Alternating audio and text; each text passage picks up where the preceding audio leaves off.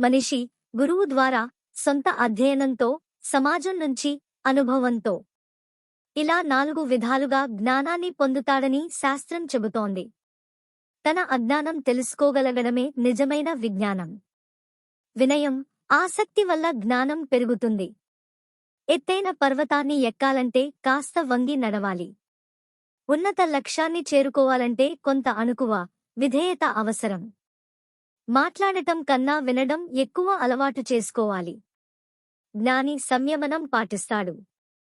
కష్టసుఖాలను సమంగా భావిస్తాడు. దూషణ భూషణలను ఒకే విధంగా స్వీకరిస్తాడు. ఇతరుల తప్పును మనం మన్నిస్తే మన తప్పును పరమాత్మ మన్నిస్తాడు.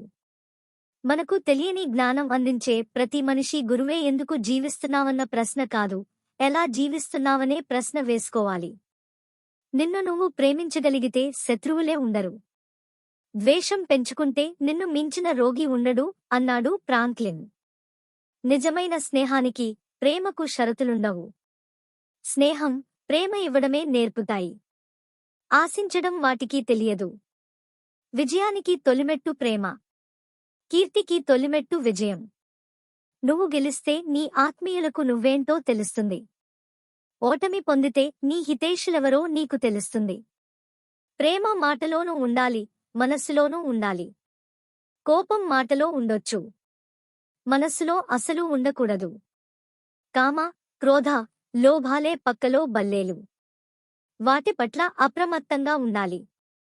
సమయం దొరికితే చాలు, పడగలెత్తి బుసకొడతాయి. మంచి ఎవరు చెబుతున్నా స్వీకరించాలి. కులంతో, మతంతో, ప్రాంతంతో, భాషతో పనిలేదు. ప్రకృతిలోని సకల ప్రాణుల నుంచి నేర్చుకోవాల్సిందే. పంచభూతాల నుంచి నేర్చుకోవాల్సిందే. వాటిని ఆరాధించక, కలుషితం చేయడం వల్లనే ఇన్ని ఆపదలు, వ్యాధులు పీడిస్తున్నాయి. నీది అన్నది నీది కాదు. నీది కాదు అనుకున్నదే నీది. నాది అనుకోవడమే స్వార్థం. నీది, అనుభవించు అని ఇవ్వడమే పరమార్థం. పుణ్య ఫలప్రాప్తికిదే ప్రథమ సూత్రం. అందుకు జ్ఞానం, శ్రమ, చిత్తశుద్ధి, ఏకాగ్రత, నిబద్ధత ఎంతగానో తోడ్పడతాయి. ఇవాళ అహానికి దాసోహమంటూ ఇహానికి బానిసలైపోతున్నారు.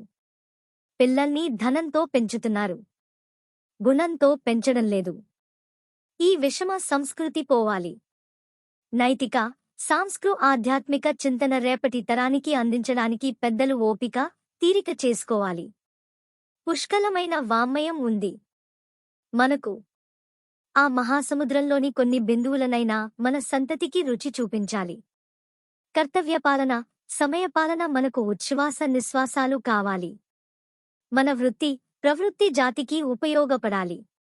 కోట్లు కలవాడు ఐశ్వర్యవంతుడు కాదు. సంతృప్తి, ఈశ్వర కృప పొందినవాడే ఐశ్వర్యవంతుడు.